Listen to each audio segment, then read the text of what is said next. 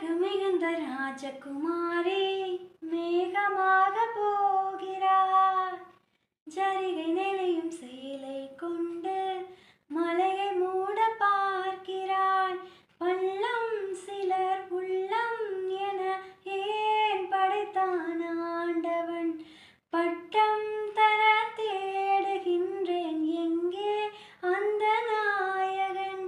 மலையின் காட்சி இறைவன் ஆட்சி. செந்தாழம் பூவில் வந்தாடும் தென்றல் என் மீது மோதுதம்மா.